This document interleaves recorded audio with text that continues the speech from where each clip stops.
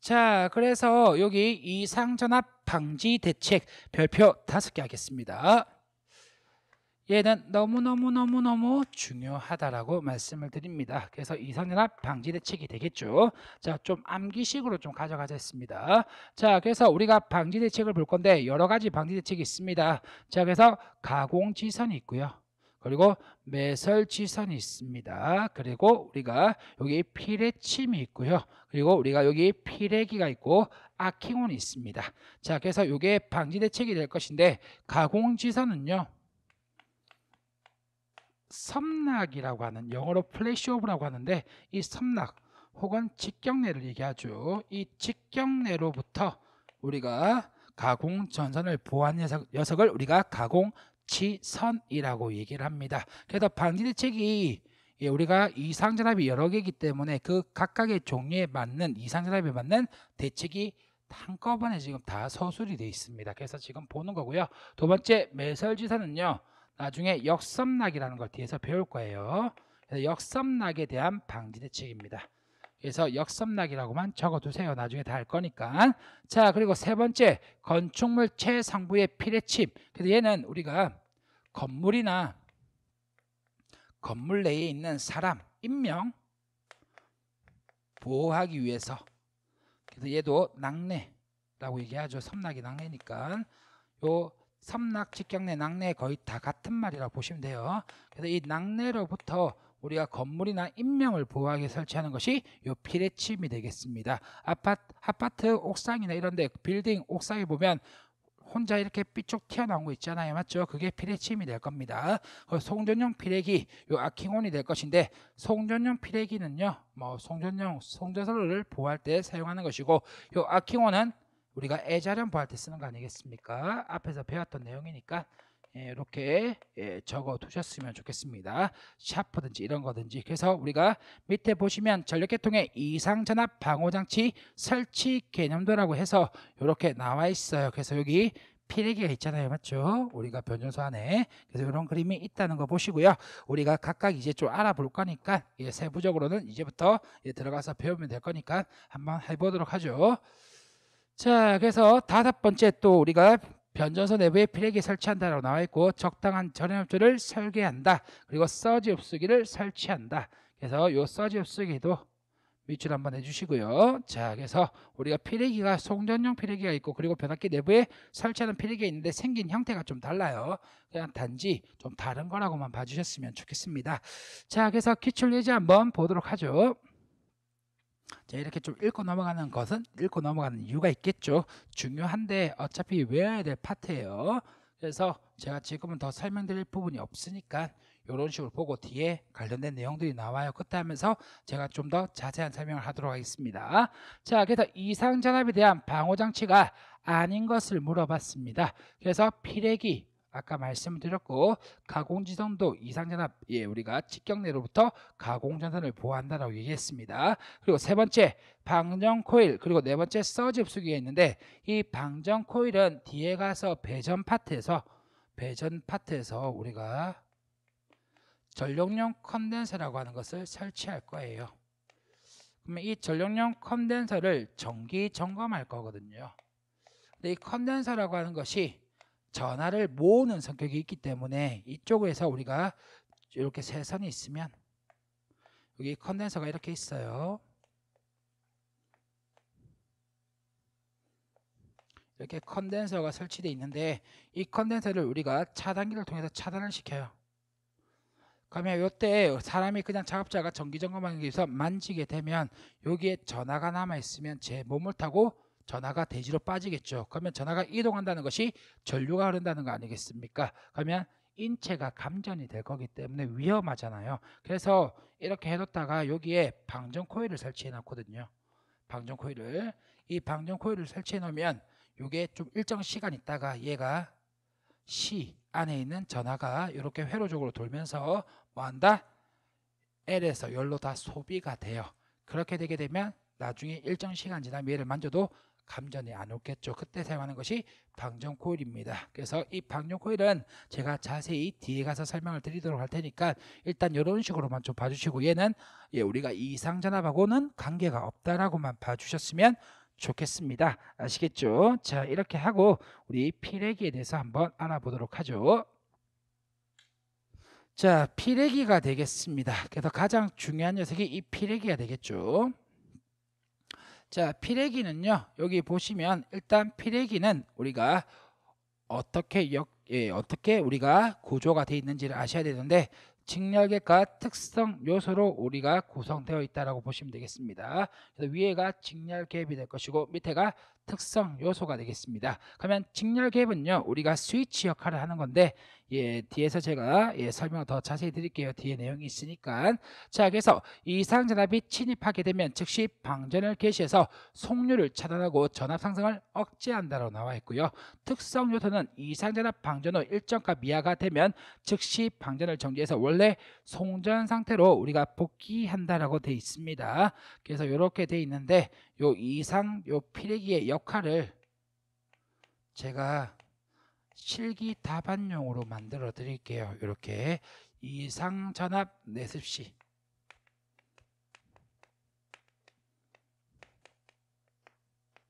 요거 적어 두세요. 이상전압이 들어오게 되면 이를 일단 대지로 방전시켜요. 방전하고 그리고 속류를 차단한다. 뒤에 가서 제가 설명드릴 거니까 일단 요 책 넘어가기 전에 요 피래기의 역할을 이런 식으로 정리를 미리 해 두셨으면 좋겠습니다. 자, 그 다음에요. 우리가 봐야 될 내용이 요 피래기의 구비 조건이 나와 있는데 이것을 설명하기 위해서 옆에다가 그림을 좀 그려 놓도록 하겠습니다.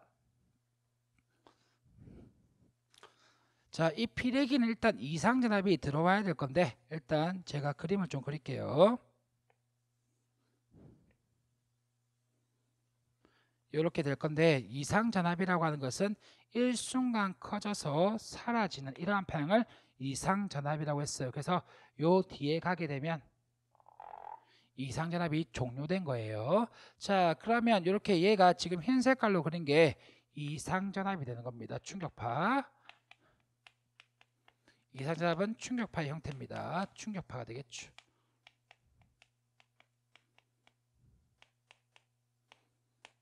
그러면 요 녀석이 딱 있을 건데 여기서 우리가 이렇게 보도록 할게요. 여기 변압기가 있으면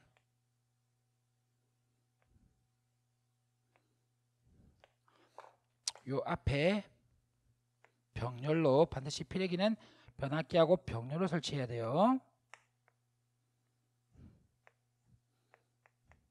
이렇게 접지가 돼 있고요. 자, 그럼 여기에 우리가 피래기에 이렇게 침입파 형태로 전압전류가 이렇게 들어와요. 자, 그러면 들어왔어요. 투과파 형태로 들어왔습니다. 그럼 이것이 변압기로 가면 된다 안 된다? 안 될 거 아니겠습니까? 그러면 여기 충격파에 도달할 때 요 최대값에 도달할 때 방전을 실시하게 되게 되면 요 변압기에도 우리가 전원파괴가 될 거기 때문에 변압기도 전원을 크게 잡아야 되겠지만 이 피래기도 우리가 전압을 크게 잡아야지 지가 안 터질 거 아니겠습니까? 그러니까 너무 높게 높았을 때 방전하지 말자고요. 그래서 한 요 정도, 그래서 이렇게 전압이 올라갔을 때 한 요 정도에서 이제 방전을 좀 시작하자고요.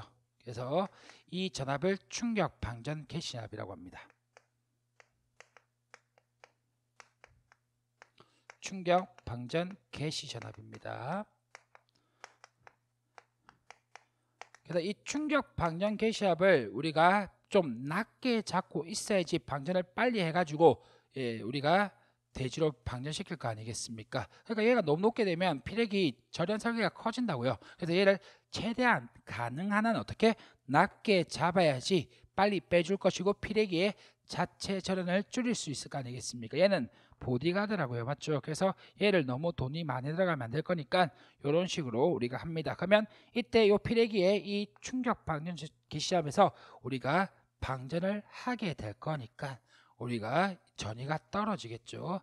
떨어지다가 자체적으로 우리가 이 피래기도 저항으로 보거든요. 이 피래기의 저항값에 의해서 전류가 흐르게 되면 여기에서 자기 자신이 전위가 상승할 거 아니겠습니까? 그래서 이 전위가 다시 한번 튀어오를 거라고요.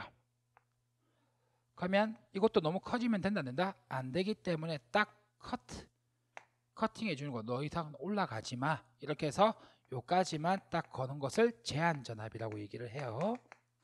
제한전압. 그래서 이 제한전압이 얘도 상대적으로 어떻게 해야 된다? 낮아야 될 거 아니겠습니까? 왜? 이 두 녀석은 피레기의 전원 설계하고도 관계가 돼 있기 때문에 그래서 우리가 이런 식으로 해서 방전이 일어나겠죠.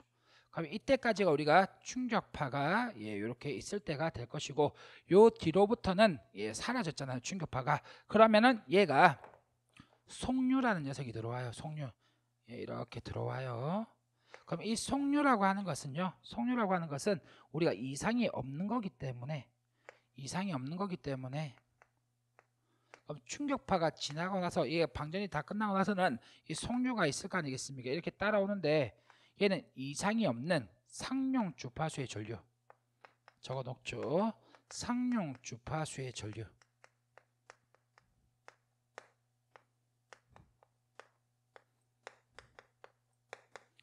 그래서 이 상용 주파수의 전류인데 얘도 대지로 빠지면 얘가 누설이 되는 거거든요. 그래서 손실이 되는 겁니다. 그래서 얘는 얘 쪽으로 오지 못하고 너 절로 가라고 하면서 변압기 쪽으로 보내야지 우리가 얘 전압을 변성해서 우리가 부하를 쓸 거 아니겠습니까? 근데 이 속류라고 하는 것은 대지로 방전시키면 된다? 안 되겠죠. 그래서 요렇게 속류 너는 요렇게 대지로 나가지 마 해서 커팅 해주는 그때의 전압을 우리가 전격 전압이라고 합니다.